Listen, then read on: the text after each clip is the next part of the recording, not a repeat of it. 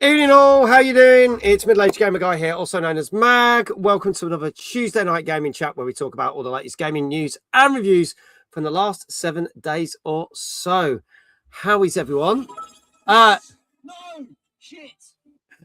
Yes! No! Shit! Tunesy, thank you so much. That is your tier 1 sub for 63 months. Thank you, dudes. Can we get exclamation sub hype in the chat for Tunesy? And I can press a button and give him a shout out. Greatly appreciate it. There you go. Actually, I can't because it's not on my stream deck. If someone else can give Tunes a shout out, be greatly appreciated. Let's see who's here tonight. We are live on Twitch and YouTube, as always. I have got Kindred and Rock Muse. We're here exactly at the same time. But there you go. He says, I'm early as we were hoping I was put some of the game names in the title. I didn't. So there you go. Sorry, I scuppered you. Then just before we went live, I had the wonderful JL. Good evening, buddy. Hope you're well. We got Will. Says, yo, it's been a while. It has. Good to see you. Good to see you. And then we have got Matt, Bondi, Scars Are Stars. Hello, how you doing? Gilflight. Bondi says, I'm sorry I can't stay on a night shift. Have a great stream. Hello to David Cheese. Thank you so much. There you go. Chloe. Yo. Good evening. Says, how is everyone today? How's you? I am good. Ready for another show. Thank you, IQL, for doing the shout out. Greatly appreciate it. No Game rocks. It does, doesn't it? It was playing No Game. Thank you, Tunes. Danka, good evening. Good to see you. Welcome all in for a show. So, couple of things we're going to get out the way. Tonight's show has kind of gone a bit astray in many ways. Hannah, good evening. Hope you're well. Good to see you. So, firstly, you know that my usual co-host, Dave, is on holiday. So, he will be back with us next week. But I have got a standing co-host, which is all good. So, it's all sorted. However, about an hour and a half ago, our guests dropped out of the show, unfortunately. So we were due to have Freddie from South Westerly Games on the show because they were going to be promoting the fact that, you know, we've got their game that you've seen me play before on the show. And unfortunately, he had to drop out. So he then kind of said with about 30 minutes or 40 minutes notice, oh, it's all right. Joe from South Westerly will cover for you. And Joe was like, I can't do it either. So bless them. They will be back on later in the year. But yeah, their game will be at Timeless. And if you watch the streams on Radar Festival that we're doing this weekend, you'll get to see them there anyway. So we're not going to do any promotion for them tonight. You know, it's fine. But if you want to see more, you can check them out at Timeless because they are one of the indie games. We've got their game 9 Rounds Rapid, which is exceptionally good. You will also get to see them on tomorrow night's stream when we do the broadcast of For One Night Only, because both Joe and Katie were interviewed and will be on stage for the show tomorrow night. And then you will get to see on social media my interview with them before they went on stage, because I interviewed people before they went on stage for the show, which you will get to see once the embargo is lifted. So there you go. So I wish all the team at South Westerly well. Unfortunately, they can't be here.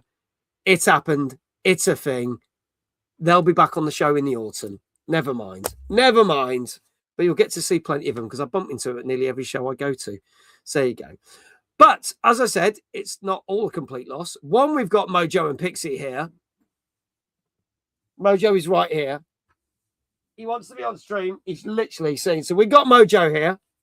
He's not going to be our official guest, but if our co-host gets some games right tonight with the scores, I think they're going to be on stream. He's like, oh, I'm so tired, I flop. So there you go. So you can do some of the shout outs. Is that all right, mate?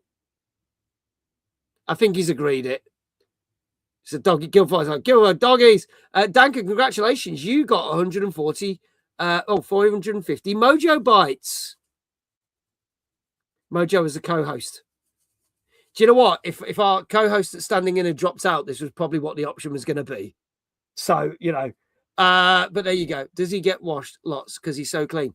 He does get good washing. He doesn't like water, though, which is mad. Like some chihuahuas like swimming and stuff. He's afraid of water, but he's always so clean. Aren't you, buddy? So there you go. He'll be back on in a bit. Pixie is fast asleep. So we'll put them. They will also be on tomorrow's stream because we will have Doggo Cam activated. So they'll be on the stream all day tomorrow as well before they go back home on Thursday. So they won't be here for the Halo stream, unfortunately. But we'll see what happens. So without further ado, let's get our special co-host in for tonight. You know, we wouldn't break the rules. If original Dave can't be here, we have to get another Dave. And we're not talking about Dave Johnson and his vast collection of buckets. We are talking about the original OG Dave that's been here and watching these streams since I first started when I was a wee young, well, sort of about the same height, really, when I started. It's the one only, Tunes. Good evening. Evening, sir. How are we doing? Good to have you back again. Second time this year standing in, so thank you so much. Mate, I'm honoured to be asked always. No, it's great to have you here because yet again, I'm going to put this up. It says Dave, just not Dave. I've got Dave Tunes, the standing co-host that knows the most. I love it, mate. I love it. Just for you, mate. Just for you. So thank you very much for the sub, by the way. I mean, you're welcome. Co-presenting and then you're spending money on the channel. It's not supposed to be. It's all good. No, you've got to support the streamers. Yeah, it's all good. Falco, thank you so much. So what you lot up to tonight? It is talk show night, Falco. We're going to be talking about a load of games. But before we do that, Brock Muse says, should I change my name to Dave so you remember it? When did I forget your name, Brock? When did I forget your name? And to be fair, you can never have too many Daves. Yeah, I mean, there is that. I mean, once Dave Johnson appears, you probably can. But apart from that, yeah. But there we go. But at least we've covered that. Nope, just the sound alert. Oh, yeah, I did forget the sound alert. Oh, that reminds me. You've not sent me the thing you said you were going to send me last night about that. So please send me that so we can get that working. I remember you forgetting a guest's name, and it was the same as yours. When the hell did that happen? That obviously did happen. Blue Lou, good evening. Good evening, all Daves. I got on Rust till 3 a.m. Damn, I can't believe you're doing this whole Rust challenge thing. It's insane. So we had someone who was called my real name, which I'm not going to say. I can't remember. Bloody hell. That probably did happen. I'm Kindred, I'll say that. JL, you've just been rewarded 450 Mojo Bytes for a 7-stream streak. Thank you very much, JL. Greatly appreciate it. Rock Muse is playing Rust. You got killed by a panther twice. Because Rust. It happens. Exactly. So, Tunesy, tell us, what have you been playing recently? And God help me if you're still playing that mobile game. So, I may or may not be went into my 3rd year of Call of Dragons. Wow. Okay. No, I've still been trying to keep up with Forza, doing as much as I can. However, most of my free time, and I mentioned it the last time I was here, has started on the development. Let me try that again. On the development of my game. Yes. So it's very slow progress because I forgot how difficult it is to code. But we're getting there. So essentially, it's going to start off like minimum viable product as a little 1v1 PvP sort of 16-bit. You're wandering around a Doom style maze and killing each other. So yeah, I've got things rendered so far and random maps being generated and been testing out on my multiplayer, but still a long way to go. But it's fun. Honestly, that's why I've got no hair. It's fun. It's pulling your hair out completely from doing this. Absolutely. Bless you. Bless you. Well, we'll have to get you on as an official guest once your game is ready. or whether there's a demo ready, we'll get you on. As soon as I get a demo like that, I think is not going to embarrass me. Then yeah, absolutely. That's all good. It's all good. Talking of mobile games, and this is a smooth segue, we are sponsored. Tonight's show is sponsored by Marvel Strike Force. Exclamation Marvel in the chat. There's not going to be anything on the screen tonight because obviously we're doing the talk show. But we have got a challenge. You've got until this time next week, I believe. If you've never played the game, we were sponsored by it 3 years ago. It's come back around for a second time. Anyone who's not played it on mobile phone, it's free to play. And if you click that link that's in the chat right now, please do play the game. We've set some challenges. They're in the Discord. You can get all the way up to level 60. And there's also things like complete daily challenges, 2 days on the trot, complete daily challenges, 5 days on the trot, etc. But you've got until Tuesday next week. And then I'll hopefully get a report and let you know how you all did. But also, until the end of the week, if you do download the game, if you use the code MUTANT, you will get Wolverine, Gambit, and Storm absolutely free of charge in the game. So you've got until Friday to claim that. So there you go. Brian, good evening. He says Dave looks different. Brian's over on YouTube. It's still Dave, but it's a different Dave. Yeah, I've grown a bit more hair than when other Dave was. Yeah, on. You've got more hair than other Daves. That's a good point. Saying that, but you have been pulling your hair out. But I've got a lot less than I had. Yes. So pros and cons. Yeah. There you go. Thank you to our sponsor, Marvel Strike Force, for sponsoring us for the next week or so, or 8 days, I should say. Greatly appreciate it. Shall we crack on with our show? Sounds like a plan, mate. Right. Well, I'll hit the button to show the comments because last week I completely forgot that and did it halfway through the show. And then I'm going to hit this button because, ladies and gentlemen, it's our 276th show. Tonight we're discussing such games as Avatar Legends, the fighting game, and a game you may have seen me play last night on stream, Splatoon Raiders. Plus, we're going to be discussing why Nintendo are not willing to pay out on the tariff rises, amongst other things. And we're going to be looking at the UK retail charts again and see how it's moved in the space of the last 2 weeks. But we will start, as we always do, with a couple of games. And this game came out last Tuesday. And this came out on PC. And this is called Dive or Die, Children of Rain. Let's have a look at this. Maker, I have tried.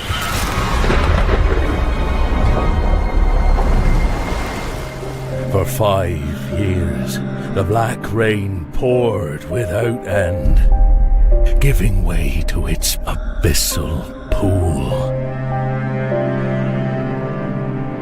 Do you hear it, Chief? The shallows have been touched, blessed. When you spot one of them blighted, you swim fast and you don't look back. Food stores are dry as a bone. Folks can't keep their wits about them on empty bellies. Gotta pull their weight, they do.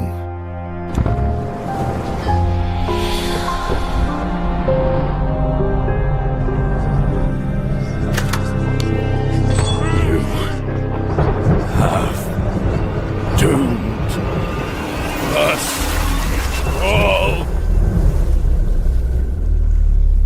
We witnessed it.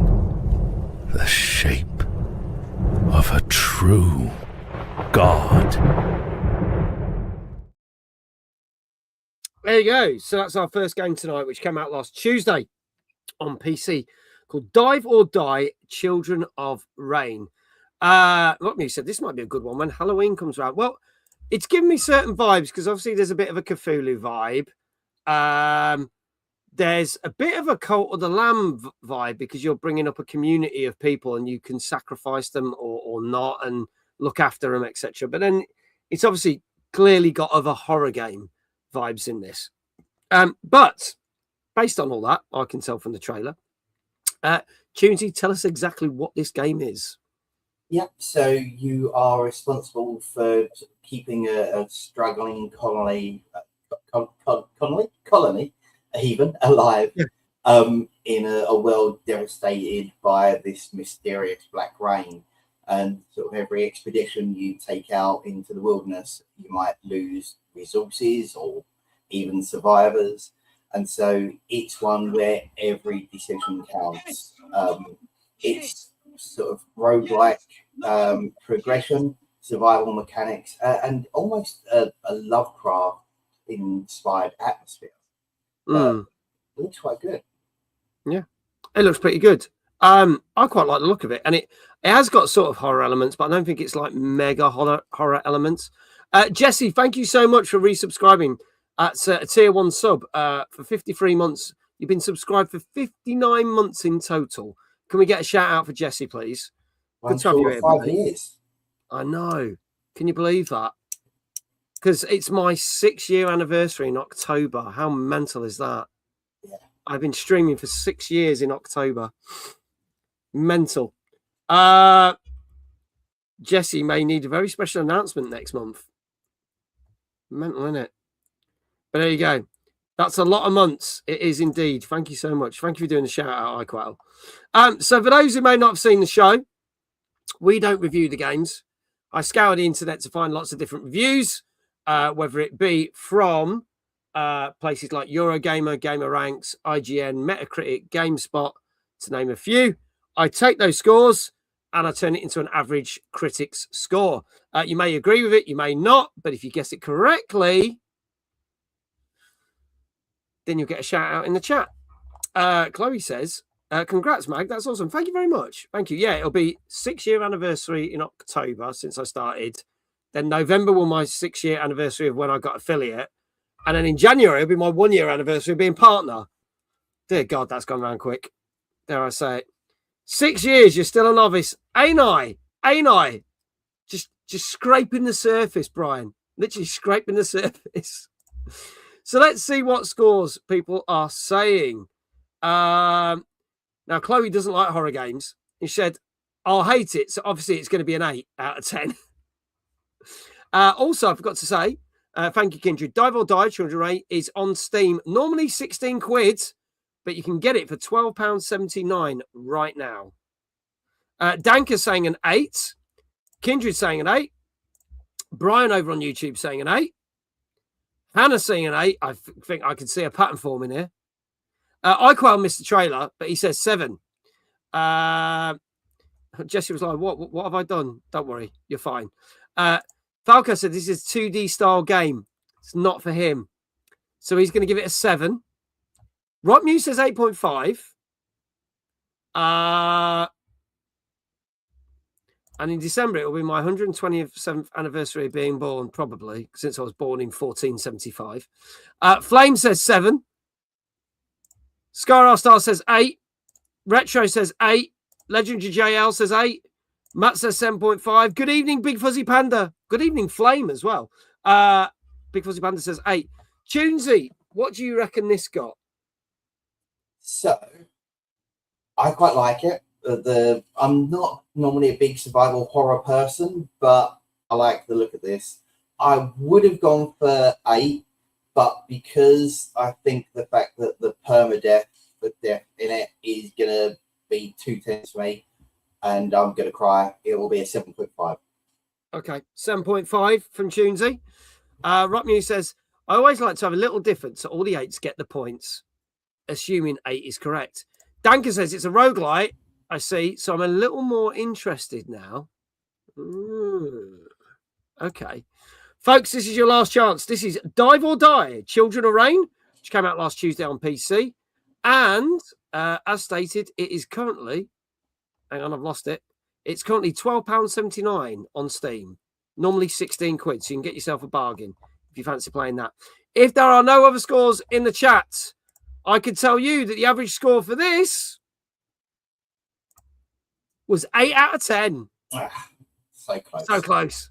So close. Should have stuck with my gut feeling. You were so close, buddy. 8 out of 10. There you go. There's a lot of shout outs. Hannah's like, yes, 1 for 1. So going from the top, I'm going to go through all these people. We're going to get shout outs to all of you. Chloe, congratulations. You got it right. Danka, you got it right. Kindred, Brian on the UK Gaming Network, Hannah,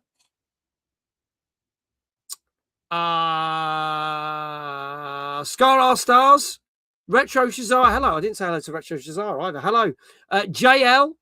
Well done. Big Fuzzy Panda, you all got it right. You all get shout outs.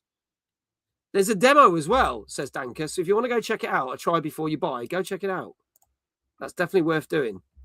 So there you go. First game, all done. We'll get those shout outs. Thank you to the mods for doing that. While that's doing, let's move to our next game. This also came out last Tuesday, but this is on PC, PS5, Xbox Series X and S. And this is Fading Echo. Let's have a look at this one. And actually, before I play the trailer, I'm going to say there seems to be some similarities between this and another game we're talking about later tonight, which I thought was a bit bizarre.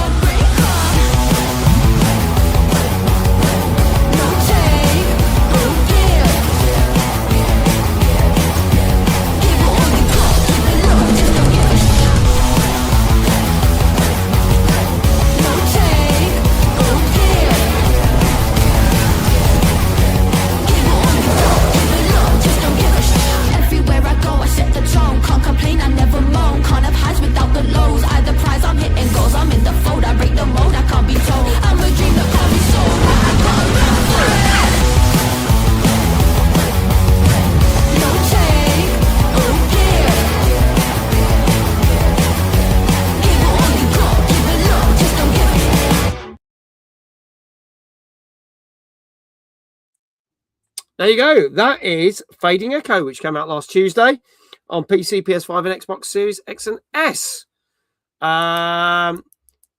Super Ninja, the anime guy, is he an evolution of Sonic the Hedgehog? Maybe, but he's also good. It seems like an evolution of Splatoon. And we're going to be talking about the new Splatoon game later on. So immediately when I saw this trailer, I was like, it's got Splatoon mechanics. Plus, it's got other mechanics from other games, doesn't it, Tunesy? Yep, so it's an action adventure that revolves around manipulating water into different forms. So you can transport it into liquid, steam, or ice to kind of overcome environmental puzzles and defeat enemies. And you know what?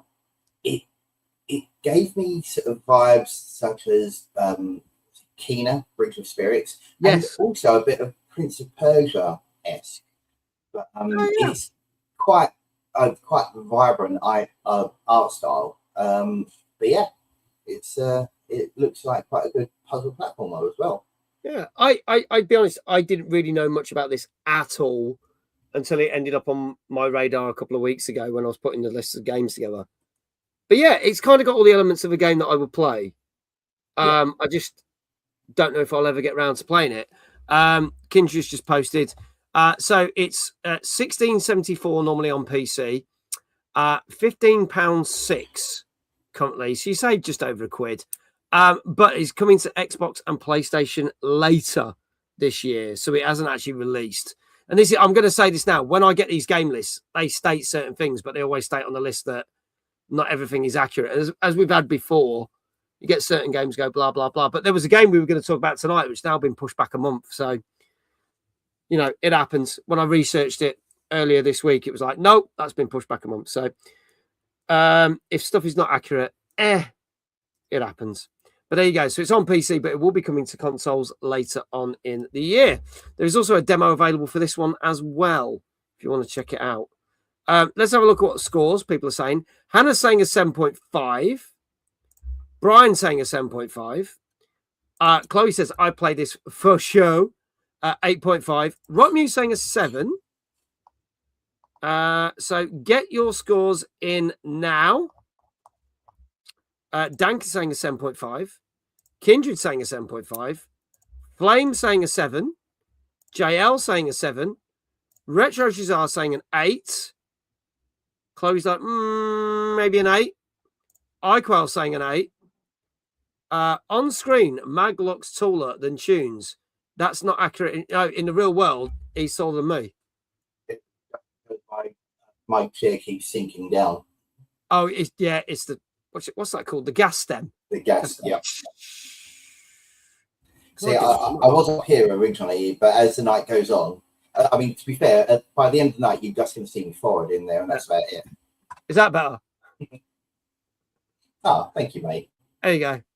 That's weird, though. I can't reach the stream deck now, so I'm going to... A leprechaun is taller than Mags. That's a true story. That is a true story. Don't talk about gas sets, Mags. No, God, no. Gas stems. No. No. God, bloody awful things. Bloody awful things. You have to hit them with an hammer. That's from a story that Chloe and me know from fucking ages ago. There's me whacking fucking gas stems up. Bizarre. Don't do it. Don't recommend it. Just buy a new chair. It's fucking cheaper. Anyway. There you go. So, what else? Falco saying a 7 out of 10. Tunesy, what were you going with this on this one?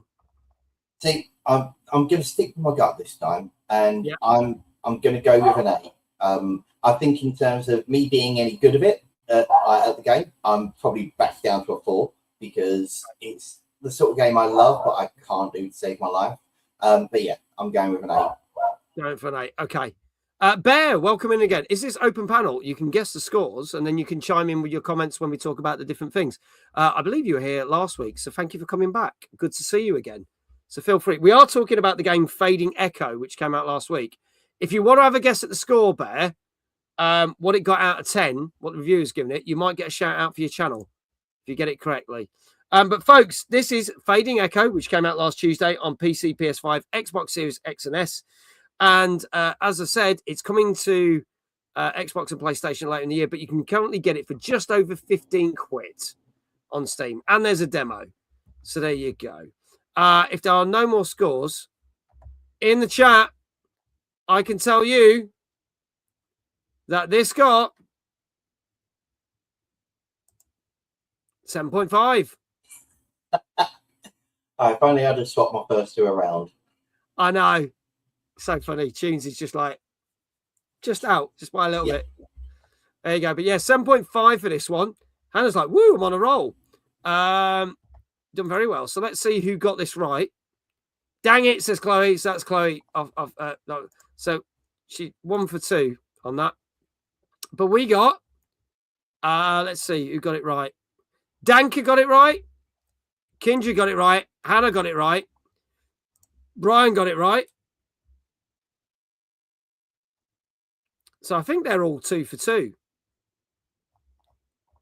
Well, ask the mods. Did Kindred get shouted out on the last one? If not, can you give him 2 shout outs, please? One at the start and one at the end. In fact, let me do one.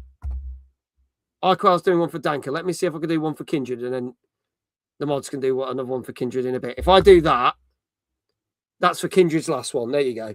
And then you can have one in a bit. There you go. Look at that. So there you go. While those shout outs are happening, Brian is 2 for 2. So at least 4 of you are 2 for 2. So there you go. So yeah, be interesting to see if this does better or worse than the Nintendo exclusive. I get the feeling the Nintendo one will do better. No offense to that game. Annie says, I don't think so. Jesse's just popped away for a bit to do something. Okay, iQuell, it's all over to you. Oh, there you go. Kindred's now got 2 shout-outs, so he's all up to date. So, iQuell, can I leave it in your capable hands, dear sir? I think the Nintendo one has the fans, and we will talk about that game a little bit later on, which is Splatoon Raiders. But before we do, we are going to talk about Nintendo. And this is an interesting one, because Nintendo are kind of pissing people off. Because as you remember, back last year, Nintendo had to put their prices up of the original Switch, not the Switch 2, but the original Switch, all the devices that you use with it, all the peripherals, and some of the prices of their games. And they had to do that because of the rising tariffs and the Trump tariffs. This went to court. And a judge, it went to the Supreme Court, and the judge stated that it's illegal. So the Trump tariffs have been deemed illegal. Therefore, Nintendo are going to get all the money back that they had to spend paying more tariffs. So good news for Nintendo. They've made probably a shitload of money back. However, this is where it gets a bit iffy, because then all the consumers have said, realistically, we've paid for a higher price item. Therefore, if Nintendo are getting refunded, we should be refunded as the consumer. And this has now gone to court. This is yet to be decided. But Nintendo's argument is the consumer is not allowed to have and not entitled to have a refund. Nintendo's argument is we were forced to put our prices up because of these tariffs, and therefore we then advertised that these prices were going up for the peripherals, the games, the Switch, and all the other bits. Therefore, the consumer knows what they're going to be paying and knows what they're paying for. And if the consumer pays that, that's their decision to, because they don't have to. Whereas Nintendo's argument is they were forced to pay the tariffs just to be able to keep the production of these items. So obviously that's not gone down well. And this, the consumers in America are now put it to a judge. So this again could go back to Supreme Court to see whether Nintendo will then be forced to pay out the money to the consumers. So my question here is, if Nintendo are getting the money back, and this is to chat and obviously Tunesy, should they be paying the consumers back?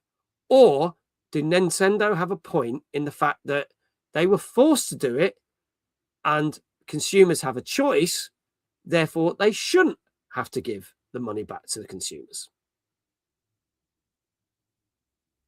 But yeah, I'm probably going to have the unpopular opinion because I'm siding with Nintendo. These were fees that were levied on them that they didn't want, and so they've had to pass it on. And yeah, it's the sort of thing where with the Nintendo bits I've bought, I'm not going to ask them for a refund because exactly like they've said, they've received the products at the price they agreed to, like knowingly agreed to pay. And so if there's any rebates, kickbacks, in whatever form it comes in, well, that's just a benefit for Nintendo. Now, I guess it depends how they use it. They could always do, like try and meet halfway and put it on your account as store credit rather than actual cash in the hand. So that way, they probably, they wouldn't really be losing anything because obviously anything that you buy on the store is all kind of profit to them after their outlay anyway. So I'd more say I'm siding with Nintendo, but if there was mediation, go for store credit. Yeah. Okay. So obviously we're going to wait on a judge to say what's happened. Obviously Nintendo have been given their ruling. They're going to get all the money back. Kindred has stated Warhammer makers Games Workshop has said the company managed to secure £7.8 million, approximately 10.3 million US dollars, refund on Donald Trump's tariffs because what he has done is illegal. Chloe's saying yes. If they had it, pass it on. But if they had it back then, they should kick back to the consumer. They hadn't got it then. That has only just been ruled. So they're only going to get the money back now. But as Quail says, so I've got the hiccups. I do agree with Nintendo on this. So he agrees with you, Tunesy. That said, the recommended retail price should now drop as it's no longer needed. Now, I think that's a fair shout. Like, if they know they've won the court case and they're getting the money, the price of the Switch, the peripherals, and the games should all drop again back to where they were. Yeah. If they don't do that, that's totally wrong. And then that's another argument. Rock Music was like, how do they even pay people back? I mean, that's a good thing. How are you going to track all that? Yeah. I guess through the online store, yeah. But if you bought through other retailers, how are you going to do that? Yeah, that's it. It would be fine if they were tracking kind of digital purchases, but trying to get millions of people to submit like invoice receipts to then credit that. I mean, it's just not feasible. And I guess some people just look at that and go, oh, I'm going to get £3 back from a game. Yeah. Some people would go through all that rigmarole to get the £3, but most people are just going to go, can't be asked. If they did get ordered to give back the best outcome, there you go, a couple of quid tops, says Danker. So there you go. So we shall see. Nintendo have won their case, along many other companies, but we will see if the consumer wins their case. I get the feeling, knowing Nintendo's kind of track record with court cases, the consumer ain't going to win this one. So we will see. They still may have supply issues due to the ongoing conflict, so they may have to use money to change supply routes to make more. So this is the thing. So even though they've managed to get rid of Trump tariffs, the other issues are still affecting Nintendo, Xbox, PlayStation. So there is still kind of raised prices because of all those issues. Though it's a class action, probably, you don't have to opt in to get a share of the award. So we'll see. But we'll have more news on that when it gets reported. So hopefully we'll be able to tell you more probably in the next couple of weeks or months. Moving on to our third game this evening. This came out Wednesday last week on PS5, Xbox Series X and S, PC and Switch. And this is Lifted. Let's have a look at the trailer for this. I'm not doing it for money, Ari. Then why are we in 1800s Egypt before the invention of air conditioning? Why the heck are we looking for this tiara? It's windy up here. Let's keep moving so we don't freeze to death. Good idea. So, what's the plan? We storm the castle! And do you think you could hop from window to window? Yeah, right. Go ahead, Ari. It's fine. Risk certain death for extra credit. Uncool. Really uncool. Listen, I'm an old man, and this might be my last shot to do something great for the woman I love. So you do this for... love? You're doing this for love? You do not seem like typical Tomb Raiders. But we're not Tomb Raiders, Magdi. We're adventurers.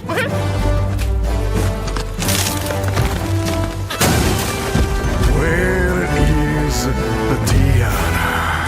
Guys, you gotta get out of here! You think this is a game? My boy, we're going pirate hunting! Oh, man.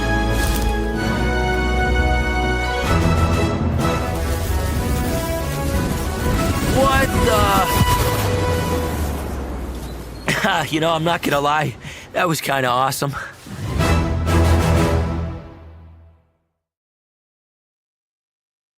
There you go. So this is Lifted, which came out on Wednesday for PS5, Xbox Series X, PC, and Switch. Looks like a safe option for kids on this. Yeah. Not a bad art style. So yeah, I mean, not a big fan of the Playmobil rip off a Rayman characterization. But also, it feels like that one character is like supposed to be like Marty McFly. I was like, get that feeling. It just feels like that. Tunesy, tell us a bit more about this. Yeah, so it's a narrative adventure and also a puzzle adventure where you play as someone who suddenly finds himself able to levitate after a mysterious event. And so you're then exploring this surreal world. And it's something where the power of flight becomes both a sort of gameplay mechanic and it was saying that it's almost like a metaphor for overcoming emotional burdens as the Right. story unfolds. But yeah, it kind of focuses on exploration and environmental puzzles rather than sort of a combat type game. Yeah. But it's definitely one where it's more of a relaxed pace rather than sort of the fast action games. Yeah. Which works well for me because I'm getting older and my hands don't move quick things. No, shit. Lulu, good evening. Lulu's just raided. Thank you so much. That's tier 1 sub for 23 months. Greatly appreciated. Thank you so much for the sub. That's the third one this evening. Thank you so much. Greatly appreciated. Let's have a look. So, what are people saying? Okay, yawning. So you guys are all very well committed. Yes, we are. I don't think I'd play this. I'm not going to lie. It looks all right, but it's not going to kind of grab me. It was kind of like, I'd prefer to try the game before. I'm not going to lie. What have I missed? Lulu says. We've talked about 2 games so far. Dive or Die, Children of Rain. Fading Echo, and we're now talking about a game called Lifted. We also talked about the fact that Nintendo are getting all the money back because the Trump tariffs have been deemed illegal. So there you go. So Lifted is £16.75. It's currently £15.7. Switch is coming out later in the year. PlayStation's coming out later in the year. And apparently now they've cancelled it on Xbox. So I don't know why, but that's nuts. There you go. You can't have everything these days, I guess. Let's see what people are saying. Let's go and score. So you're my head off. Rock News, 8 out of 10. Danker, 7. Chloe, 6.5. Brian, 6.5. Hannah, 7. Loopy Lulu says, I'm going to go for a safe 7. If you haven't seen the trailer, go for a 7. You never know. Kindred saying 6.5. Tunesy, what are you going to say? Yeah, it looks okay, but although I'd say as I'm getting on a bit and need the slower type games, it's not really one for me. So I agree. I'm going for 6.5. Okay, Tunesy going for 6.5. JL going for a 6. Flame going for a 7.5. iQuell going for a 7. Retro Shazar going for an 8. Any more, folks? This is Lifted, which came out last Wednesday. Coming to PS5 and Switch very soon. Apparently, it's been cancelled on Xbox. But it's now on PC. And you get it on PC for... Where's it gone? I really should have started that off, then I could have seen it. I've lost it. Hang on. I normally star Kindred's thing so I can come back to it quickly. There it is. Currently £15.07. So there you go. Save yourself a couple of quid. If there are no other scores in the chat, I can tell you that this... Actually, I'm just going to get rid of that. Okay. This got 6.5. Hey, what? You got your first one right. One and only of the evening. No, you're going to get more than that. You're going to get more than that. Don't you worry. Kindred is now free for free. I think Brian is free for free as well. So I think Kindred and Brian are the only 2 that have got them all right so far. Danker is like, damn it, streak is broke. Hannah says, so close. Rockmew says, oh dear. Chloe's 2 for free. So yeah, Brian and Kindred are free for free. Let's see how far they can go in this. So there we go. But yes, we're going to give shout outs to the following people. Kindred and Brian. They get shout outs. Chloe gets a shout out because she's 2 for free now. And what you can do, you can actually do exclamation Dave in chat because Tunesy is a Dave. So therefore, exclamation Dave in chat. And how would you like your first shout out of the evening? Bearing in mind, we also have Mojo and Pixie, so we can utilize them. Yeah, no, that's what I was going to say. Like, providing Mojo hasn't fallen asleep as well, can we get a wave from Mojo? Can we get a Mojo wave? Yeah. Come on, buddy. He's up. Dave!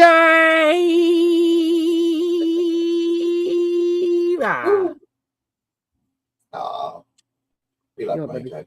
and Pixie. Yeah. We'll get Pixie up in a bit.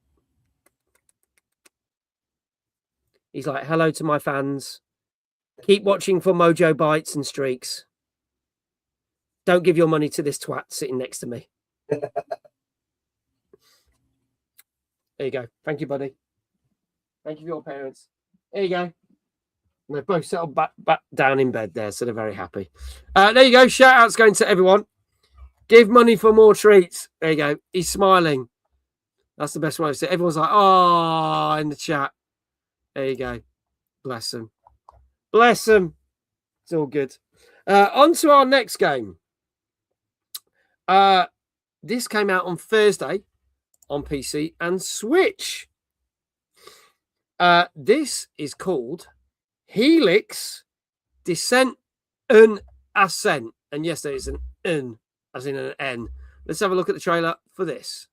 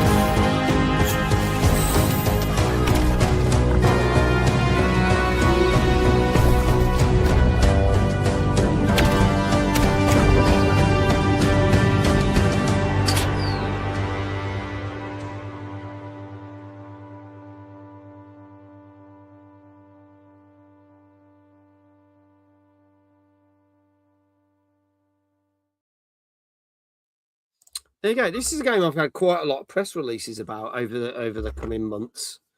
This is called Helix Descent and Ascent, which came out last Thursday on Switch and PC. Tunesy, tell us a little bit about this one, please. Well, first I've got to start off by the fact that this is made by a developer that is called Badass Mongoose. And yeah, so what a name. I think that needs recognition all on its own. But yeah, it's one where you awake in a mysterious monochrome world with sort of no memory of who you are.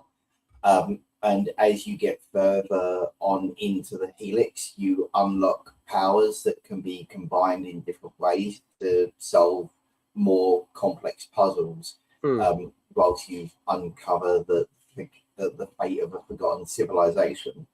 And this is one where the developers actually delayed the game to add more content after the demo got such rave reviews.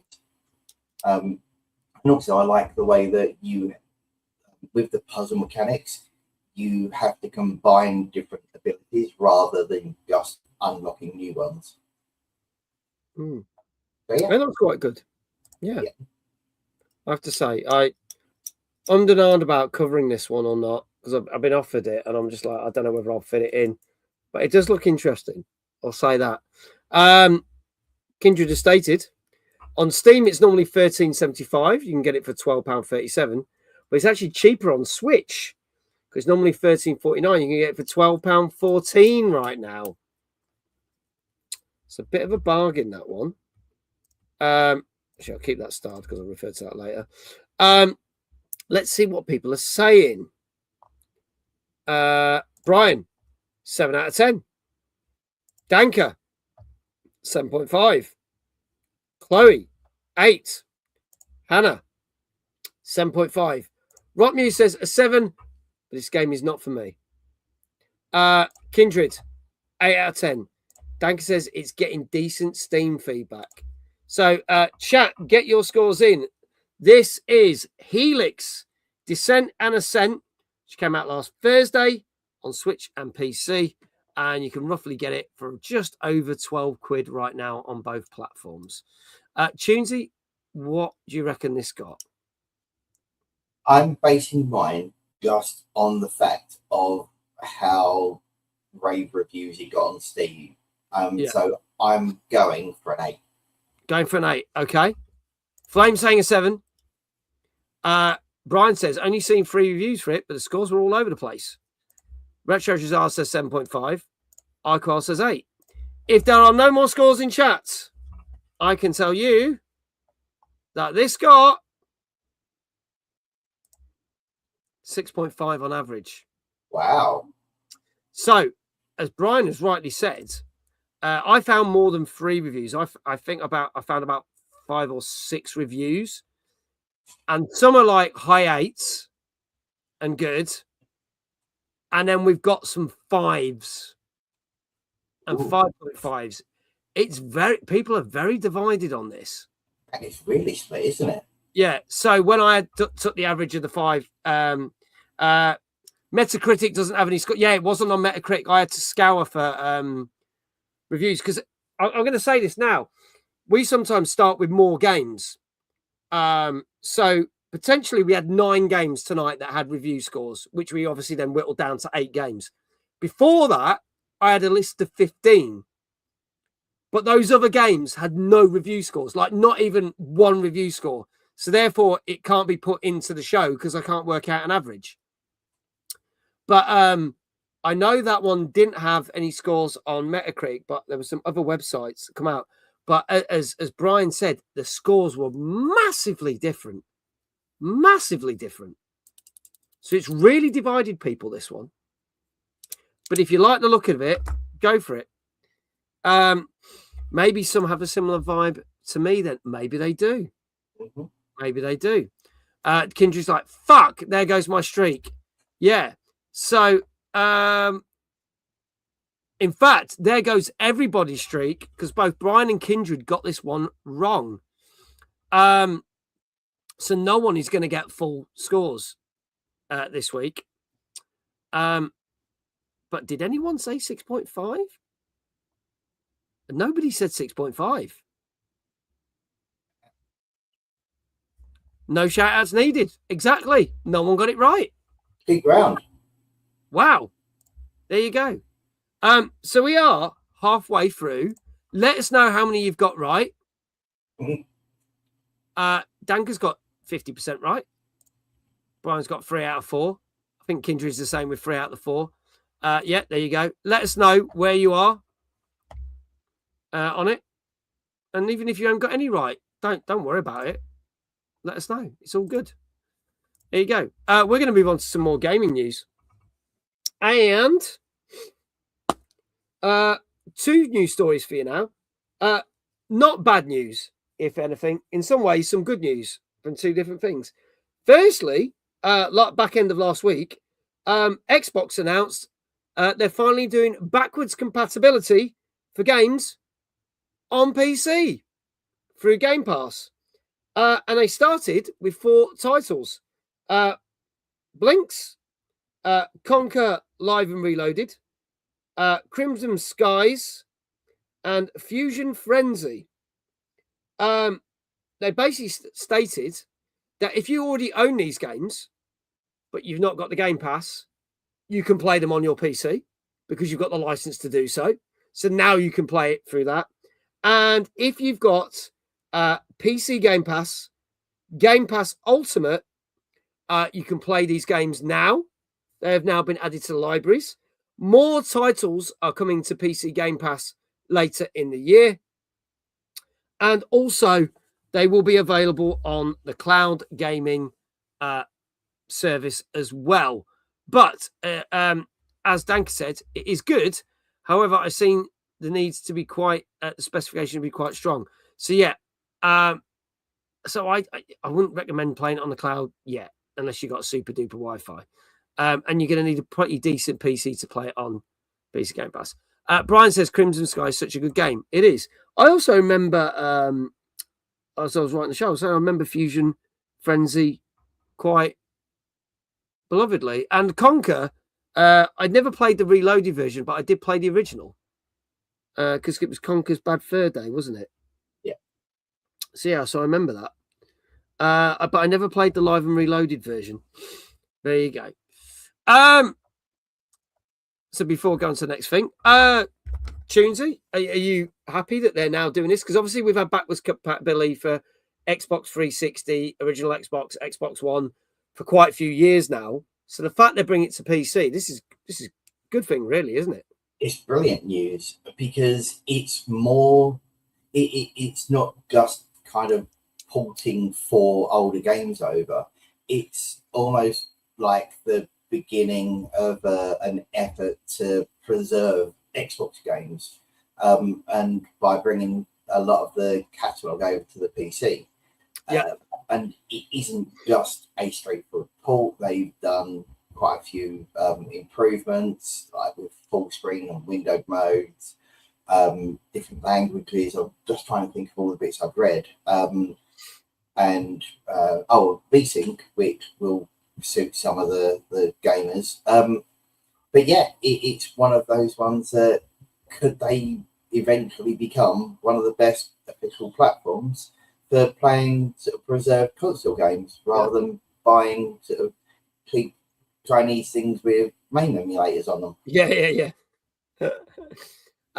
Brian says all 4 games are in my library as they were given away with Games with Gold back in the day.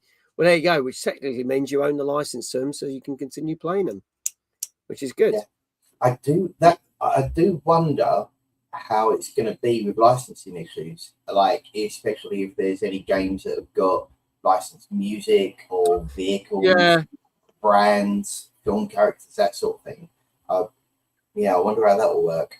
Yeah, or whether they'll just steer clear of those titles. Yeah.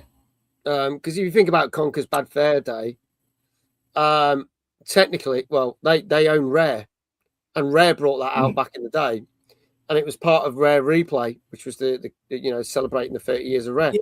So that isn't a worry because they own all the rights to that now. But you're right, if other games come along, they'd have to see. But maybe they're going to be quite choosy. They've said that more games will come along, as and when we don't know, but later in the year. The other big game news that happened was obviously it was San Diego Comic-Con over the weekend. Lots of big things announced for films, but one thing that was announced is a game that we found out about just over a month and a bit ago, because it's Summer Games Fest, part of the PlayStation Showcase. We got a 20-minute deep dive into the new God of War game, God of War Lao Fei. And during Comic-Con, they did a panel about the game, and we have got a release date. And this is going to surprise some people because it is announced that this God of War Lao Fei is coming out on the 16th of Feb. So a lot sooner than people thought. 16th of Feb 2027, which makes February a very packed month because we are going to get this. We're going to get the new Fable. We're going to, obviously, the Tomb Raider remake has been pushed back to February. And there's one other game that I can't remember, but you've got them. Plus, we're getting the Persona 4 remake as well. So it's going to be a big month for games in February. There's going to be a lot of competition. But what is interesting on the panel, people were saying, well, this is an offshoot. This obviously runs alongside the last 2 God of War games. But when are we going to get another Kratos game? And they stated there will be the next chapter of Kratos after this game. And this game is going to link into the next game, the 4th game in the series. So there's some people that go, well, I probably won't play this because it probably hasn't. You're probably going to want to play this because it will link into the next game, which features Kratos. So you've been warned, folks. I'm quite looking forward to this. I'm not going to lie. I do like a bit of God of War. I don't mind that it's changing characters and stuff. And obviously the lead actress is Deborah Ann Woll, best known for True Blood and Daredevil. So I think she'll do a cracking job with this. I thought it looked good from what we've seen, but it is literally going to be out 6 months after the other exclusive, Wolverine. So that's pretty crazy. So delivering that pretty quickly. Why have I got the feeling Microsoft might reconsider Fable's date again? I'll be playing Fable. The rest can do one, says Kindred. God of War 2 on the PS2 is still the pinnacle of this series. If the GTA 6 effect strikes again, you watch GTA 6 gets pushed back to February. Then everyone's screwed. Are you looking forward to this game, Tunes? And chat, let us know if you're looking forward to the third game in the series. Yeah, see, I haven't played. I played the first one. I didn't play the second, but because so this one it focuses a lot more on Faye. Yeah. And because it looks like I wonder if they're going to sort of explore the relationship with Kratos, especially as, like you said, it leads into his Kratos being the next one. But Faye's been central to like the Norse saga, although not being absent for most of it. Yeah. So it gives a chance to tell her story.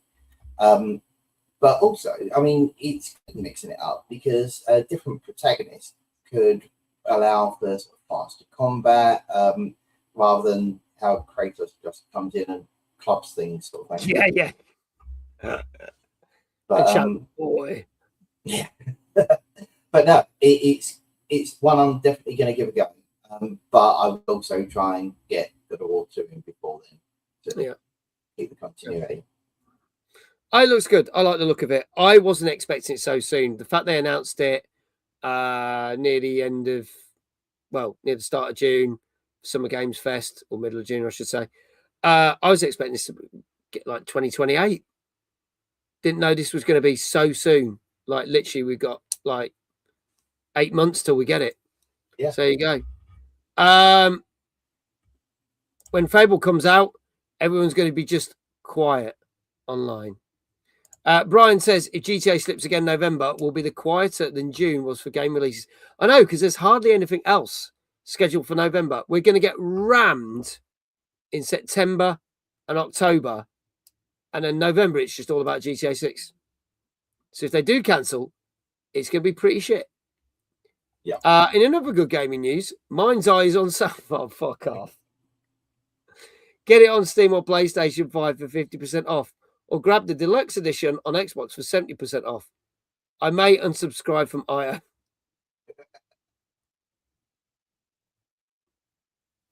I actually got 3 emails over the weekend about Mind's Eye and what they've updated. I was like, why are they still trying?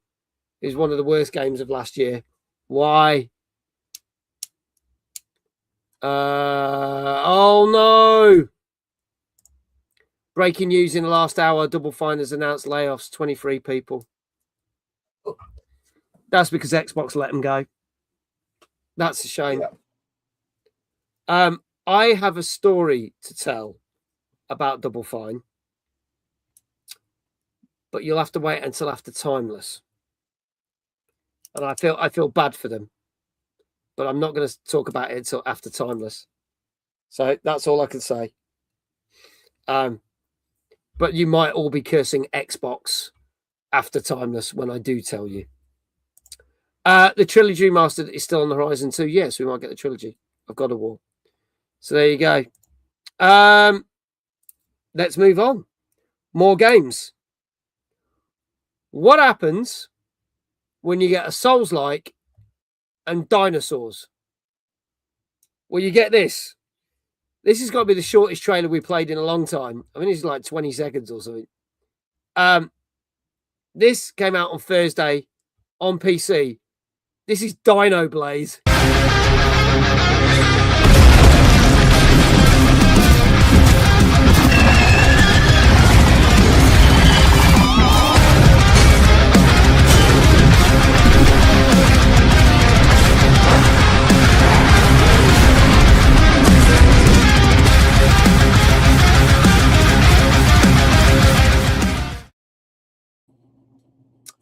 Yeah, there you go. Dinosaurs with giant swords, because that was a thing that happened. Tell us a bit more about this. I mean, this is one that I could literally sum up in one line. It's Dark Souls, but you're a dinosaur with a giant sword. But yeah, as I say, it's a Souls-like sort of action RPG where you're a Spinosaurus that's got a big great sword, wandering around a prehistoric world, battling rival dinosaurs that have also got big oversized weapons. And so yeah, it's a Souls-like combat, and you're trying not to become extinct. Yeah, it's so funny because there's a couple of game outlets, I'm not going to name which ones, who are really hyped for this, and there's some that are just like, don't really care. It's normally £17.75. You can get it for just under 16 quid. Thank you, Kindred. I don't like Souls-like, so I would never play this, but it does amuse me. It's just, I mean, they've got such little hands. How do they hold the swords? That'd be funny. It's like, what's the T-Rex going to do? Apart from wave at you, and unless it can throw a hand grenade, right? Nunchucks. Keeps hitting itself in the face. Yeah. Oh, yeah. Yeah. It does, mate. Now, this is interesting. The Steam player reviews on Steam are very positive. So people are liking it. Danker says, I swear, if this is a 7, I am walking. Okay, get your scores in, folks. This is Dino Blade, which came out on PC last Thursday.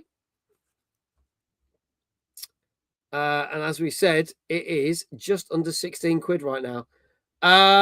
iQuell giving us a 3.5. Brian, 7.5. Chloe says 7. Hannah says 8. Matt says a 6.5. Panda says 7.5. Kindred says 7.5. Retro Shazar says a 6. Tunesy, what do you reckon this got? See, I'm going with the 6.5, and I think anything higher is somewhat optimistic. Was that a 7.5, mate? Was it? No, sorry, 6.5. 6.5, sorry.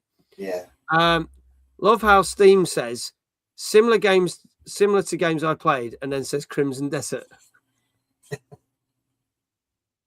How? Flame 7. Any more for any more, folks? Last chance. This is Dino Blade on PC out last Thursday. I could tell you that this got 7.5 out of 10. Wow. So it's done all right. Yeah. Anchor has now left the chat. This has got 7.5. Perhaps if it's all of the people that are kind of like Dark Souls fans and like fans of Souls-like games, but yeah, that one stumped me.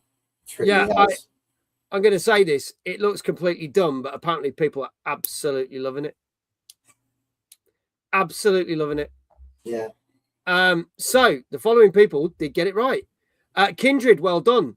Big Fuzzy Panda, you got it right as well. Brian from the UK Gaming Network.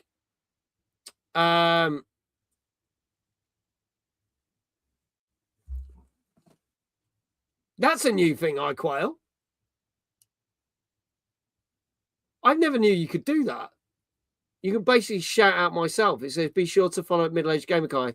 He's currently live playing talk shows and podcasts with 20 viewers since Tuesday, July 28th. At this time, and has been live for 1 hour, 13 minutes and 18 seconds. I've never seen that in all these years. Nope. I don't think he meant to do that. No. So, in the lead, Brian and Kindred have got 4 out of the 5 games right.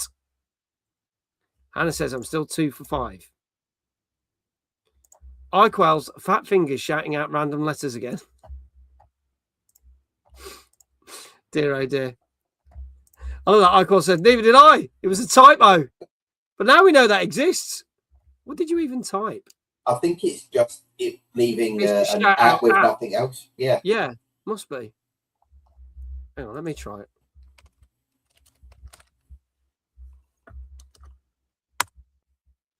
Yeah, it is. There you go. Just shout out at. But the difference is I've now been streaming for 1 hour, 14 minutes and 46 seconds. Thank you. There you go. Never knew that existed. That's mental. All these years. You learn something new every day, don't you? There you go. Absolutely. Right. From dinosaurs with tiny hands and giant swords to something a bit more familiar with people that have played a number of games in this saga. This came out last Thursday on PS5, Switch, Switch 2, and PC. And this is a trailer for our next game, which is Disagea Mayhem. Let's have a look at this.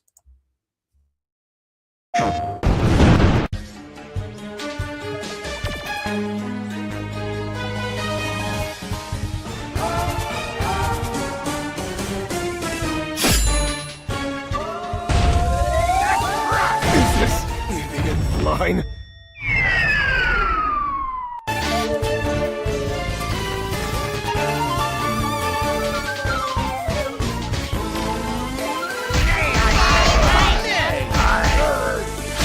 Nay. Right west.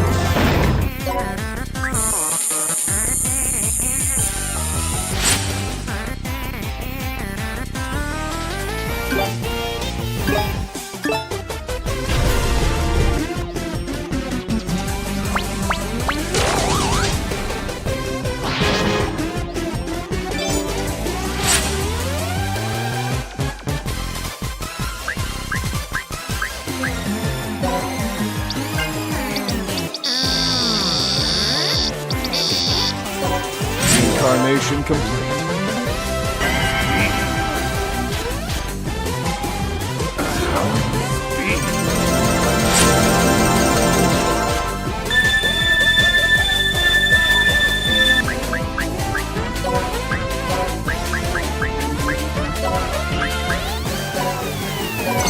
No intention of becoming a god.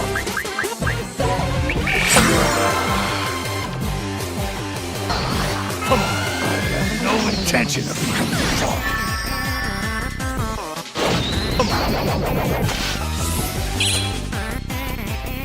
Here I come.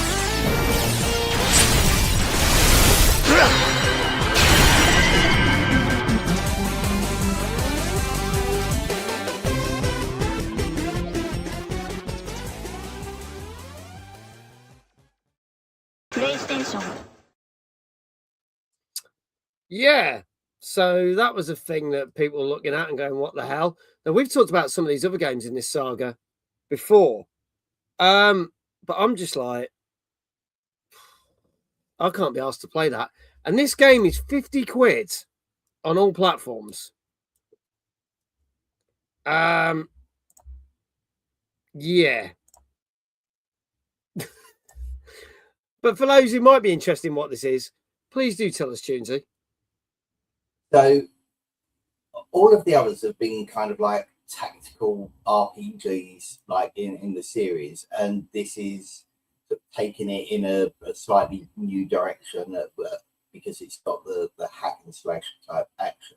Yeah. But although the gameplay is different, it still has all of the things that fans of the franchise will recognize, like the insanely outrageous damage numbers. I mean, you even saw from the trailer, like it was over 1 million in damage. Yeah. And it seems somewhat over the top in terms of its attempt at humor. But it's still got item world, which has always been popular in the franchise. But yeah, I guess I wonder if the public are going to be kind of split, because there are some that will like the new approach, and the others will be like, keep to what you know. Yeah. Yeah, it's not. I've played one of the others in the franchise, and it didn't grab me at all. And to be fair, I think I'm going to swerve this one. I have got no interest in this whatsoever. I'm gonna put that out there. Just gonna say it. Just not interested. Can't be doing with it. Is America pushing the limits of what makes them money? I got conned into buying one of these series back on the PS2 by reviews. So yeah, get your scores in, folks. Let's see what people are saying. Brian, 6 out of 10. Danker, 6 out of 10. Chloe, 5. Matt says, oh dear, it's a 5. Hannah, 5. Danker's like, this can't be more than a 6. Kindred, 6. Flame, 5. I actually think more people who have played the hack and slash ones would be disappointed by this. I'm going to guess, considering what the rest of the series is like. Yeah. Ems, good evening. Evening, Mags, and Dave, not Dave. Evening. Retro Jazar, 6. Tunesy, what do you reckon this has got? I'm going for a 5.5, and if this turns out to be one of the highest scoring games of the night, then I think I'm just going to quit. You're going to walk like Danker did? Yeah. Okay. Because it just shows how out of touch I am. Em said, Mr. Trailer, so a solid 7. We'll let you have that, Ems. Don't worry. All right. But looks like it'll be less. Yes. Okay. This is Disagea Mayhem, which came out last Thursday on PS5, Switch 2, PC, and is the extortionate cost of 50 quid on all platforms. I can tell you, if there's no more scores in chat, that this got 6 out of 10. Okay. So for those who might like the series, it's okay. Anyone else probably will not like this. And some people might not like this anyway, because they've changed it up. Mm-hmm. Danker's like, thank Christ. Yeah. There you I go. feel vindicated now. Yeah. And 50 quid for that. Yeah. I agree, Kindred. Like, I was expecting like 25 quid, maybe less. 50 quid for that. Damn. Huzzah, says Chloe. She got it right. So let's have a look. Retro Huzzah, well done. You got it right. Kindred, well done. You got it right. Oh, Chloe didn't get it right. Danker got it right. It was a 6, Iqual. Yeah, I just saw you didn't get it right. My apologies. Brian got a 6 as well. So 4 of you got it right. And then others were quite close. There we go. Brian is now 5 for 6, and so is Kindred. Danker's now 3 for 6. I hazard it was a lower score. I'm not going mad. No, I see why you hazard now. I can see why you hazard. I just thought you hazard because you got it right and then realised you didn't get it right. So my apologies. So there you go. Let's talk more gaming news while those shout outs are being done. Thank you very much, Iqua. Interesting one. Story of Sony continues. But this is from a few other different people. So, obviously, a couple of weeks back, we got told that Sony stated that as of January 2028, physical games will no longer be a thing. Any new titles that they put out will not be physical. It will all be download only for PlayStation moving forward. This has obviously caused a big uproar, as we know, because we've talked about this for the last couple of weeks on the show. But there's a couple of different people's opinions this week. Firstly, the boss of Ubisoft said, if Sony kill discs, there is upsides to this. And he's like, hear me out. Think back to PCs. PCs used to have CD-ROMs. PCs now sell more games thanks to platforms such as Steam, Epic, etc., than they did when they had CD-ROMs. So it could have that effect on it. But he did say there are still pros and cons for this whole argument. But in terms of how it's going to change the whole gaming market, it's probably not going to do that much. And as we talked about, going back quite a few years ago, the download market was only about 13%. But then looking at last year, it's over 80%. So it might not change things. Brian says, because everyone loves the opinions of Ubisoft. It's because they've got a hit on their hands right now. They're topical. So that's what they said. And then, literally, this week, a Twitter account called Does It Play has been campaigning for the last few weeks to boycott Sony. And their campaign has actually gained a lot of traction. Literally in the last few days, it got an extra 1.5 million people basically sign a petition that states that during August, now I've not got set dates for this, so I'm not sure when in August, but during August, they want people to do a boycott of Sony. That means do not turn your PlayStations on for a week. Do not buy any games for Sony for a week. Do not do anything with Sony for a week. So if you only got a PlayStation, might be a bit difficult. If you've got other consoles, probably not so bad. But they're basically saying don't spend money with Sony. Don't play anything of Sony's. Don't do that. This has gained a lot of traction. My question is, for this, do we think this will actually happen?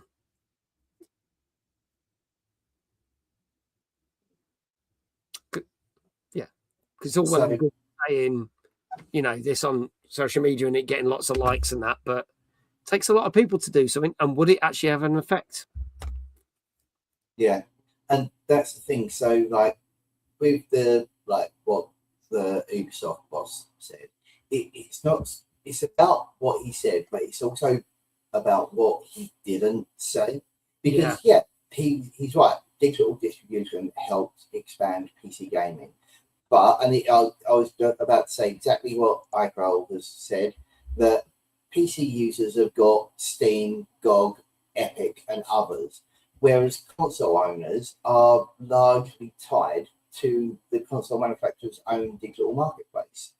And so, yes, okay, digital only consoles, they can do cheaper, like they have done, but it removes things like used game sales, lending and borrowing games, like the price competition from retailers, those that collect the collectible editions, a bit like people that get steelbooks for films and stuff.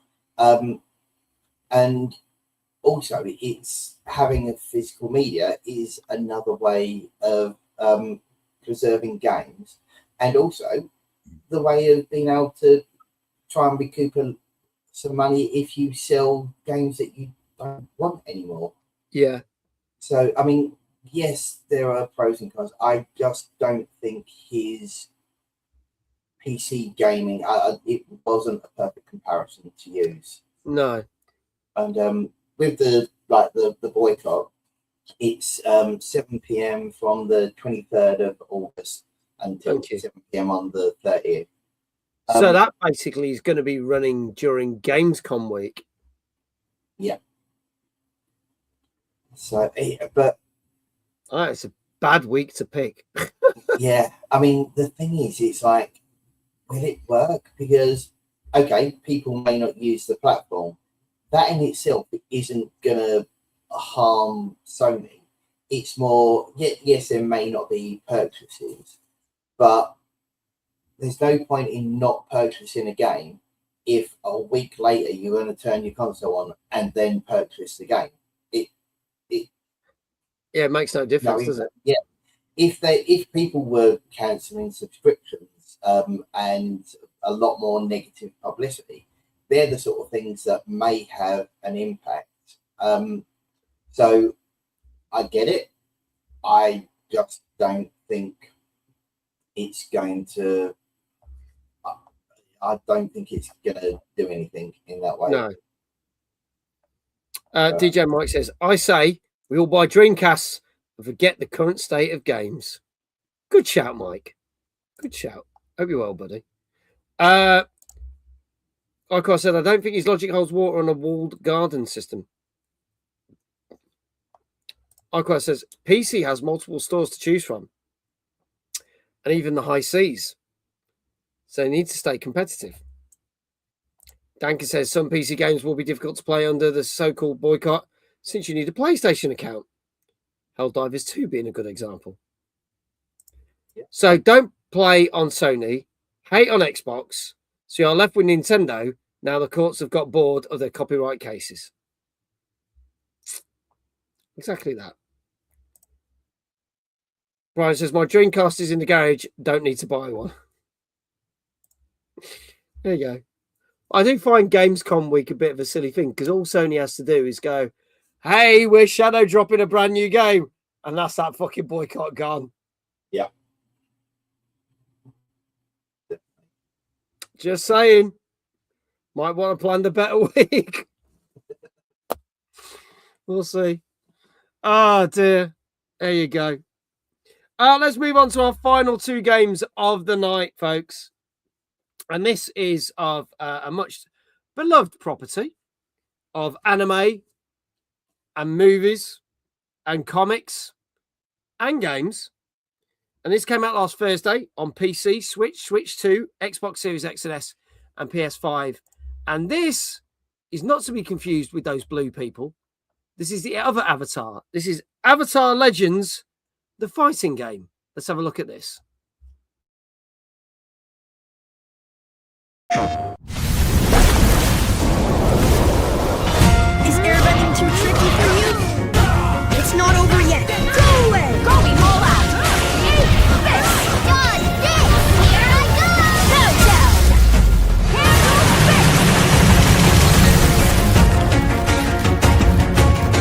You won't get past me. Stop now! Water tribe tactics prevail!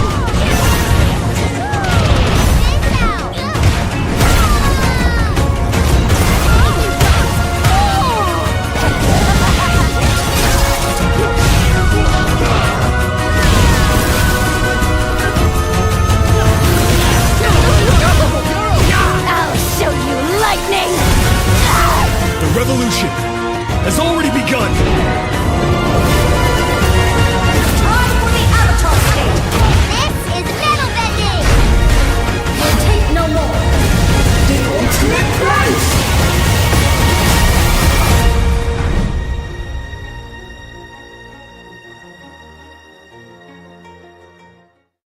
PlayStation. There you go, folks. That is Avatar Legends, the fighting game, which came out last Thursday. Brian says, this looks okay, but I just played Marvel Token.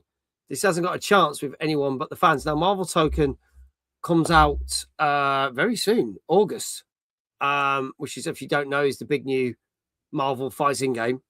So they're trying to sneak this in, obviously, for anyone who might play it, who might not be interested in Marvel. But we'll see. We'll see. I think it looks competent, put it that way. It looks very competent. 4th of August, so literally next week. Yeah, next week. I was looking forward to this, despite no interest in Avatar. But then the Marvel Token open beta dropped, and I haven't touched it. So I think it's going to get overshadowed. This is, thank you, Kindred, 25 quid on all platforms. Steam, Xbox, PlayStation, and the Switches. I did hear a version has been delayed for this. Ooh, I've not heard. Let me know. Tuesday, tell us more about this fighting game set in the Avatar universe. Yeah, so it brings the world of Avatar into like a competitive 2D fighting game where each of the characters use their signature elemental bending abilities. It's one where it looks like the combat system could be for casual gamers and also competitive fans, because there's already speculation about future downloadable characters and even the potential of esports if the game gets like picked up and gains traction. But as I say, as everyone's talking about Token, it's is it the wrong time? Yeah. Well, apparently the Xbox version has been delayed to September the 3rd. So literally a month after, but all the other versions coming out, well, they're already out. So that's an interesting move. So there you go. Let's see what people are saying with scores. I do like a good fighting game, but I don't know whether this is one I would try. Dank is saying an 8. Brian saying an 8. Flame saying a 7. Hannah saying an 8. Kindred 8 as well. Tunesy, what say you? Chat, get your scores in. Yeah, I am going to go with the masses, and because it looks a good game, I'm going to go for an 8. Going for an 8. Okie dokie. Tunesy's going for an 8. Ems is going for 7.5.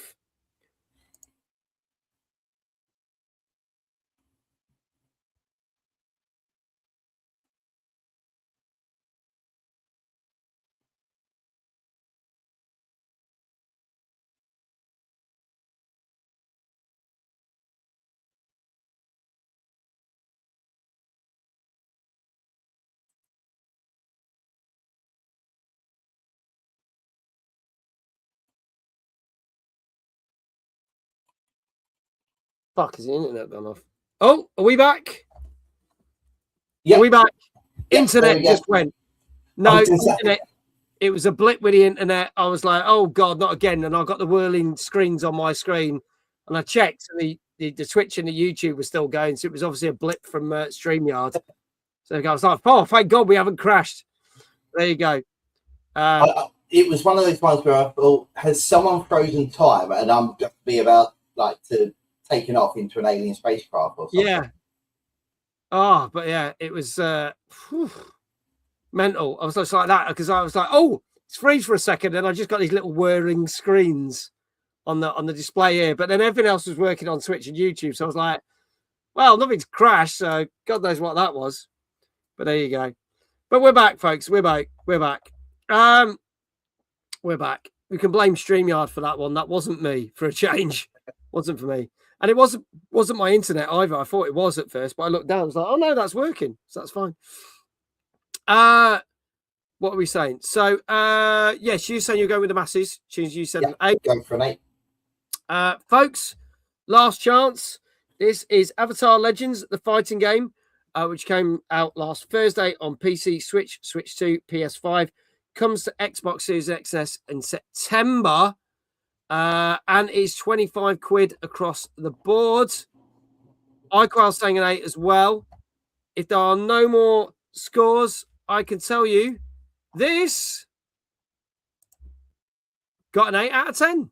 Yay. So there you go. 8 out of 10. So well done, Tunesy. We'll come back to you for your second one of the night. And iQuail, you got it right. Retro Shazar, well done. Kindred, Hannah, Brian from the UK Gaming Network. Danker, well done. You got those all right. I don't think I've missed anyone there. Kindred is now, dare I say it, 6 for 7.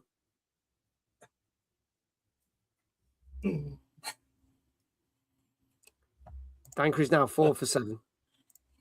I think Brian's 6 for 7 as well. So Kindred and Brian still out in the lead. But Tunesy, you get to have your second shout out. I'm guessing we might want the second dog, do we? Yeah, is she awake? Pixie? Yeah, she is. So, what many people don't know is that Mag is actually a world-class ventriloquist. And this is going to be proven because Pixie's going to give me a shout out. Hey, Tunes, you did brilliant. Thank you for the shout out. Yay! Do exclamation Dave in the chat, everyone. Well played, mate. Well done, little girl. I know that was very good. There you go. Fantastic. Well done, you. Well done. There you go. Our final game of the night is a game that you saw me playing last night, some of you. And this is something a little bit different because obviously Splatoon is a massive franchise. And I decided to do the first ever story-based Splatoon game. This came out last Thursday. You saw me streaming it last night. This is on Switch 2 only. This is Splatoon Raiders. Let's have a look at the trailer for this one. On the Spiralite Islands, treasure is yours for the taking. Enemies will get in your way, but you've got the tools to deal with them.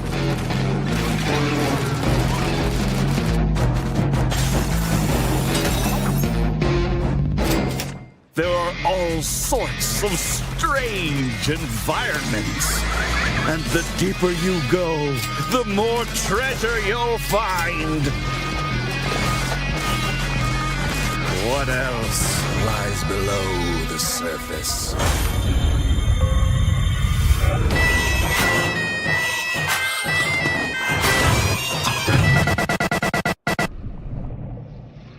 Splatoon Raiders, available now. There you go, folks. Splatoon Raiders, which Kindred just posted up. 42 quid. 42 quid for this one. I didn't know what to expect from this because everyone knows Splatoon has been free Splatoon games. You know, team-based. You're either a kid, you're either a squid. Cover the areas, move fast, use different mechanics for team-based games. And this is more like a loot, this is a number of things. It's a platformer. It's a extraction shooter in some levels. And then it's kind of like elements of the original Splatoon games. I really liked this last night. I think it was one of the challenge levels was bloody difficult, and it took me like 14 attempts. But I quite like this. But for anyone who doesn't know what it is, I'll let Tunesy say a bit more about this one. Yeah, so I mean, it is a big departure from the series because like it's still got the third-person shooter, but it's an action adventure where you join deep cut going through the mysterious sort of Spiralite Islands. But as you said, it's exploration, it's gadgets, it's ink-based sort of combat, but it's definitely a more story-focused experience. And sort of it leaves the competitive multiplayer like behind. Yeah. Yeah, you can't have co-op on this, either couch co-op or online co-op, but that's about it. 2 players is all you're going to get. but it is very geared to being a solo game, which I'd never expect Splatoon to be. So this was a nice surprise. I don't think this was a game I was particularly hyped for, but I really liked it, and I will continue to play it. Brian managed to get a physical copy for 35 quid. That's good going. It's nearly a tenner on. Icon says, I thought all Chihuahuas had Mexican accents. Are you telling me the cartoons have been like? No, they only have Mexican accents if they're from Mexico. My Chihuahuas are from Stafford. Not quite the same. So let's have a look. Get your scores in, folks, what you think this is going to be. Brian said, I gave it an 8. It's good if a little repetitive. I'll guess the same score for the average. Ginger says, I'm going 8. All the other Splatoon games scored around the same through the years. Makes good sense. Hannah says 8. Danka says 8. Flame says 8. M says 8.5. Retro Shazar says 8. Tunesy, what do you reckon this? I'm going 8.5 because I want this to be the highest scoring game of the night. Okay, you want this to be the highest scoring game of the night. 8.5. iQuell also agreeing with you there. Folks, this is your last chance. This is Splatoon Raiders, which came out last Thursday on Switch 2. And it's about 42 quid, but you can get it cheaper elsewhere. So there you go. If there are no more scores in the chat, I can tell you that this got 8 out of 10. So just slightly off there, Tunesy. I agree with this. I mean, that's a good score. I don't know whether I will get slightly bored with this. It's funny. I thoroughly enjoyed Donkey Kong last year, Donkey Kong Bonanza, up to a point, and then I did get bored of it. Yeah. I do wonder if it's the same for this, but for what I've played so far, I thoroughly enjoyed it. I don't know whether I'm going to like this more. So it'd be interesting to see how I know they're not really the same kind of game, but it'd be interesting to see how I feel about it. So yeah, see. Dino Blade is actually joint second highest score of the night. Can you believe that? Can you believe that? So we had Dive or Die, Children of Rain, Avatar Legends, the fighting game, and Splatoon Raiders all getting 8 out of 10. And then Dino Blade and Fading Echo were the next best scoring games with 7.5. So there you go. Congratulations to the following people who said 8. Shout outs are going now. Retro Shazar, Flame, Danka, Hannah. I think that's everyone. Oh, Brian, obviously from the UK Gaming Network. My apologies. Hannah says, started and ended on a high, did shit in the middle of. What? No, that can't be. That's true. Anna says 4 out of 8, 50%. Good going. Good going. Brian and Kindred, congratulations. 7 out of 8 tonight. Well done. Well done. Yeah. There you go. Very well done. Thank you for doing 5 out of 8. Very reputable score. There you go. Thank you so much. It's not the end of the show, though, because we have still got the charts to do. And obviously, every week we look at different charts. And let's see what has been taking place in the UK retail charts. Now, I can tell you, last week in the UK retail charts, no new games entered the charts. Okay? That's all I'm going to say on that. And as we know, the number one game of the time was Assassin's Creed Black Flag Resynced. That was the new number one game. Brian says, and with that, I need to go to bed.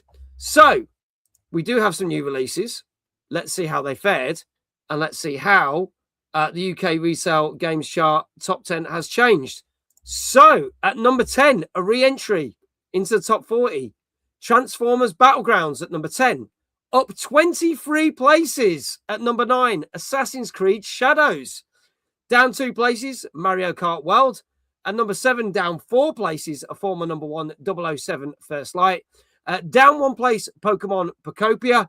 At number 5, down 3 places, EA Sports FC 26. Back in the top 40, a re-entry at number 4 is Mortal Kombat 11 Ultimate. Tomodachi Life Living the Dream is up 1 place at number 3. Knocked off the top spot at number 2 is Assassin's Creed Black Flag Resynced. And the new number 1 game is Splatoon Raiders, which we have just talked about. So Assassin's Creed Black Flag lasted 2 weeks in the top 10.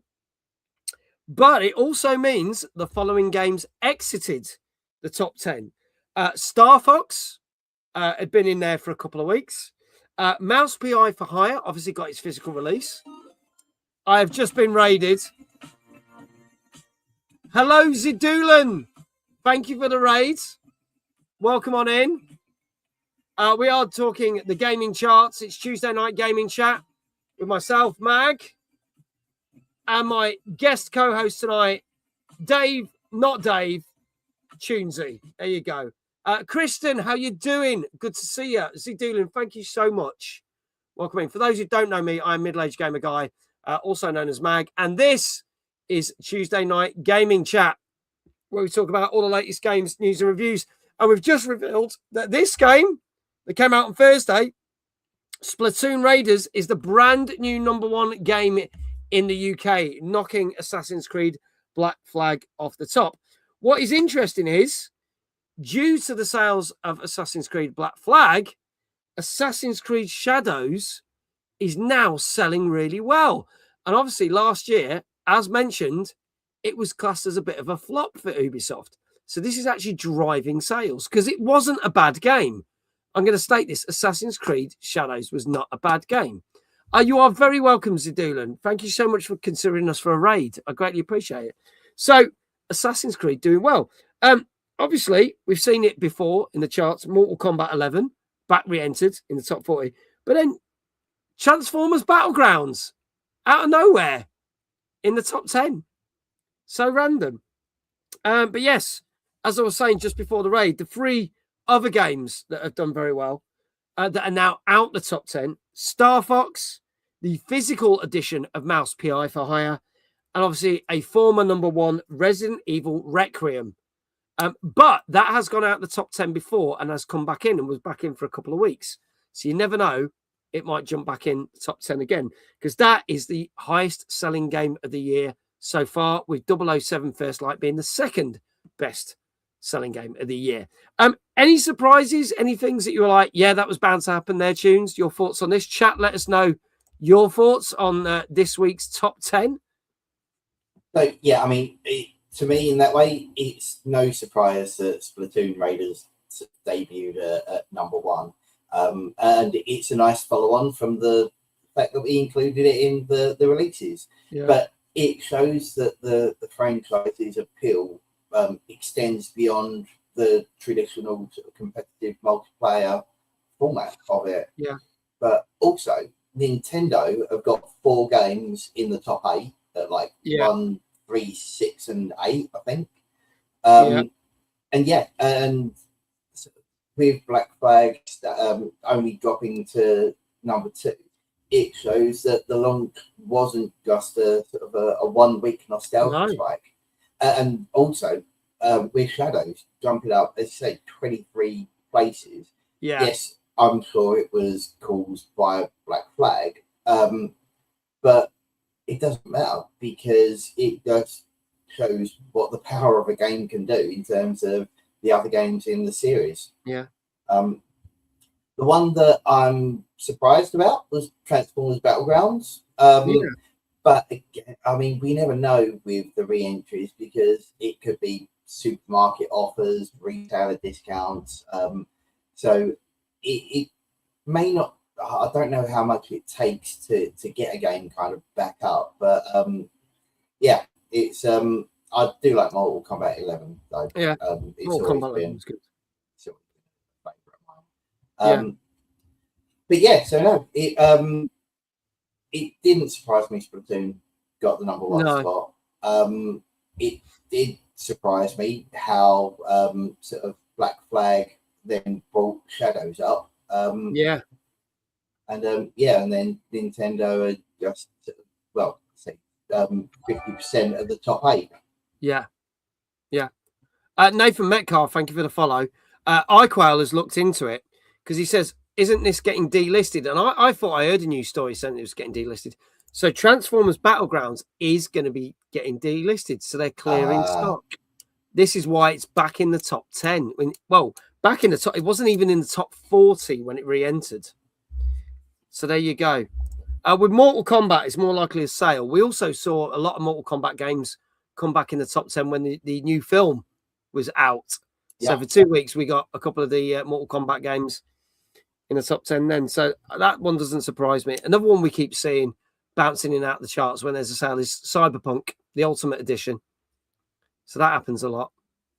So there you go. Folks, that is it. That is the charts. And that is our show. Thank you so much for watching. Greatly appreciate it.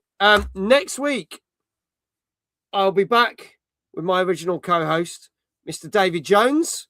He'll be back in the seat, and it will be the last TNGC before Timeless. Ooh. I know. Can you believe it? Odie, hello, lovely. Good to see you. Thank you for being here. Our guest for the show is one of our partners. It is going to be Emily and Sawyer from the Gamer Guide. So there you go. Kristen says, I leave for England next week. Amazing. Amazing. We will see you there. Can't wait to see you. So it's going to be so good. But yes, that will be the last TNGC before Timeless. There obviously, the week of Timeless, there will be no TNGC. But as we've stated, the week after, there'll be no guest on the show. But Dave and me are basically going to sum up the 2 weeks, the week of Timeless and the week that we're doing. And we're just going to blitz for a load of games and load of news stories in that 2 weeks. So it's going to be kind of like a condensed special in that respect. So there you go. I am back tomorrow at 7 o'clock. We are live broadcasting. I say live broadcasting because it was pre-recorded, but live co-broadcasting the for one night only event, which I was at in London this time last week. Hence why we did this show on Monday last week.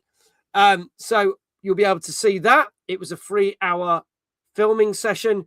It's been cut down to 2 hours. We are going to show that for 2 hours. And then we are going to get into a game that we talked about on last week's show.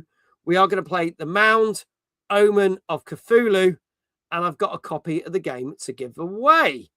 Also, Thursday, I'll be back on at 8:30. We'll be playing the brand new Halo Campaign Evolved, which we'll be talking on next week's show. So there you go.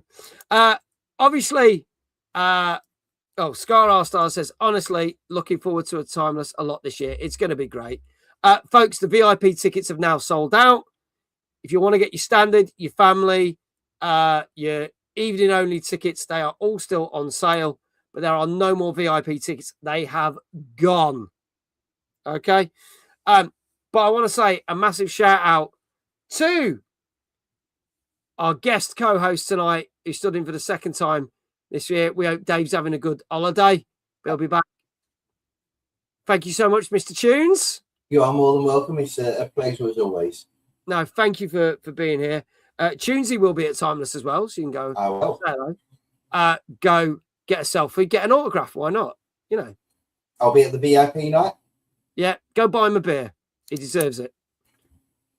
There you go. Thank you to all of you who've been in chat. Greatly appreciate it. Again, apologies from our guests, Westerly Games. They will be back with us later in the year, but you will see more of them because they will also be at Timeless, amongst other things. You will get to see them as part of One Night Only tomorrow night, and you'll see them when we do some interviews at Radar as well over on the MCR Meetups channel. Thank you to all the mods. Thank you to Jesse and iQuell for doing all the shout-outs. And thank you to all you viewers on YouTube and Twitch. We are going to go do a raid Go see who's on.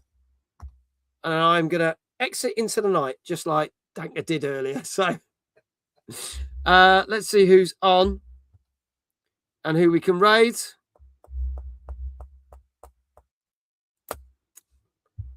Let's have a look. I'll be there. And if an item arrives prior, I should have an identifier tag. Ooh.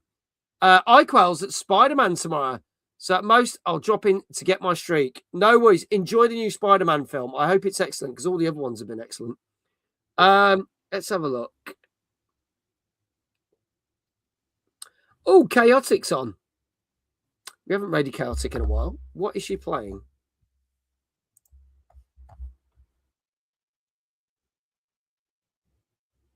Oh, she's playing the Silent Hill 2 remake, which was good.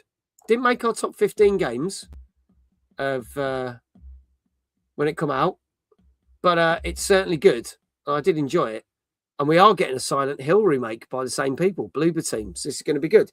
So let's go raid Chaotic. That raid will start when the end credits have run.